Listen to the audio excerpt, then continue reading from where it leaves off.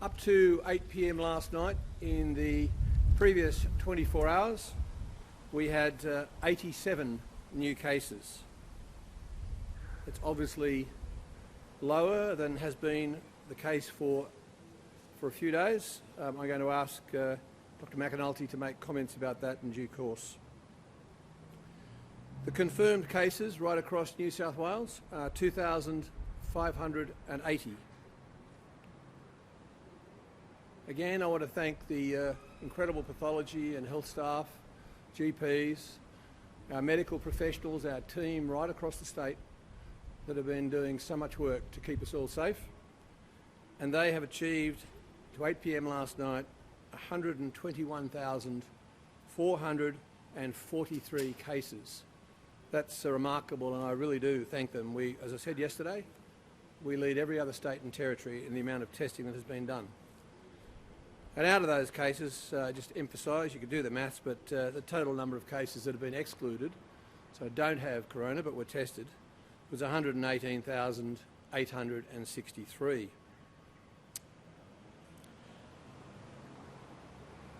Currently, we have in our intensive care units across the state 39 people who have succumbed to this virus. Of those 39 cases, 23 are in particular need of ventilators, and they are on ventilators. I want to say this is an extremely dangerous virus. It is still marching through our community, and people need to be on high alert. It has killed, at this stage in New South Wales, 16 people.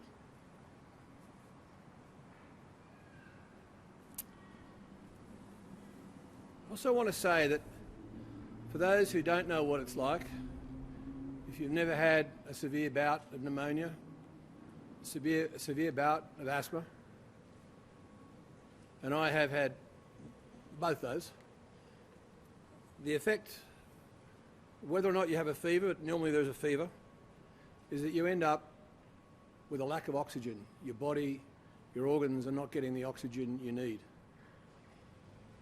And I remember very, very well that feeling of being almost like drowning. You just can't get the oxygen into you.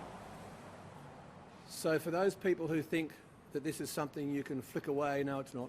It's a very serious, serious virus.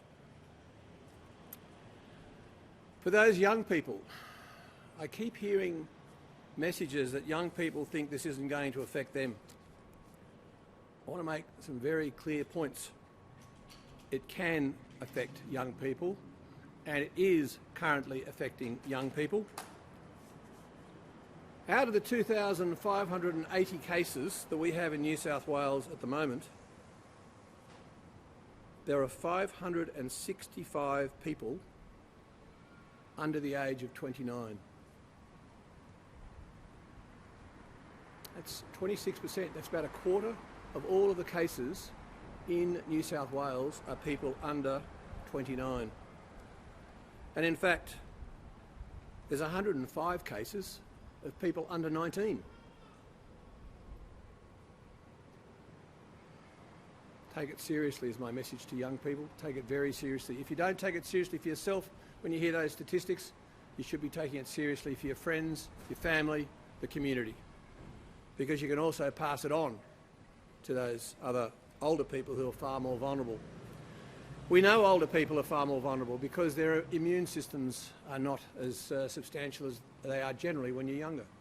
We also know that I've sat in many planning sessions with our very senior and fantastic public health staff, and I have seen where they're focusing, and they are particularly focused on people who are 50 and over with what we call comorbidities, respiratory diseases, diabetes, but they're also focused on more than 70-year-olds who have, well, just the fact that they're 70 and above.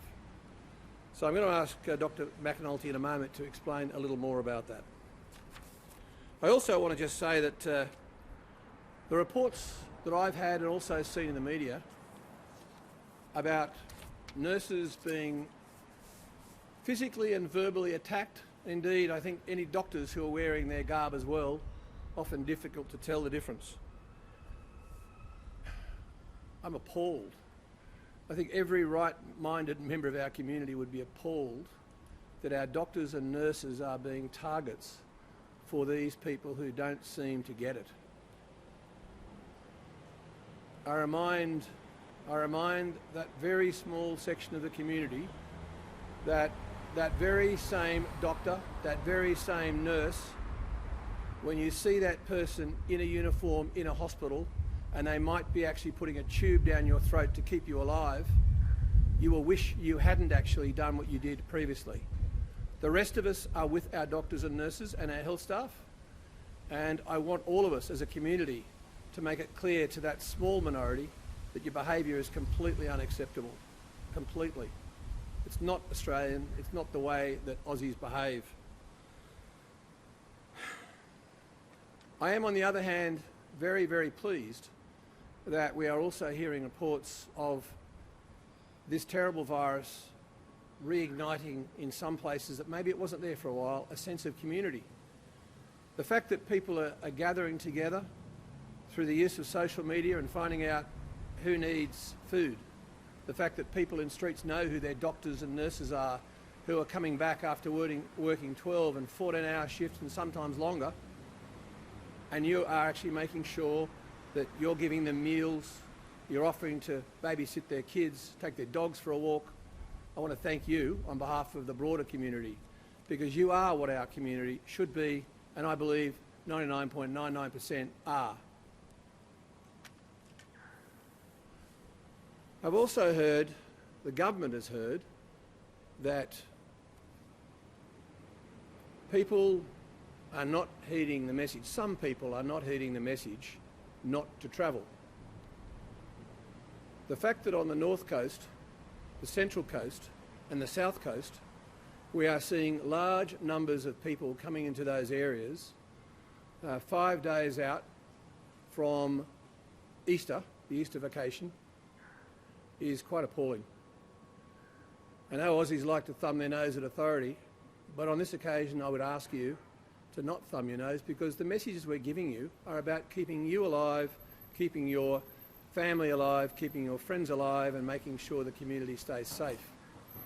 If you have headed off for a sneaky little holiday, my message to you is go home. Go home. That's where you should be. Home is the safest place. You have been told very clearly why you should be at home, and you know that you can leave your home for particular reasons. You know, if you've got to go out for necessity, for shopping, to go to the doctor, exercise and so on, you can do that. You can do that. But don't take a sneaky holiday. Don't put everybody at risk.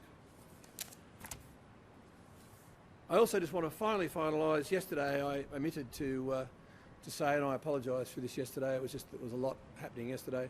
Part of the orders that I also made the night before, I'd had the churches indicating a level of concern about whether or not they could have enough people within their churches, their staff effectively, to do the live streaming. We're obviously in Holy Week. Today is Palm Sunday. Many of us would normally be in church for Palm Sunday. We're not. We have Passover coming soon. I think it's the 8th of April. So I have clarified in the changed orders that churches, synagogues, houses of worship can actually make sure they have enough staff inside the place of worship to be able to live stream. There's nothing more important in this time of anguish, this time of uncertainty, that people can have their faith and that they can actually feel connected as they should do and as they always do to their faith and their God.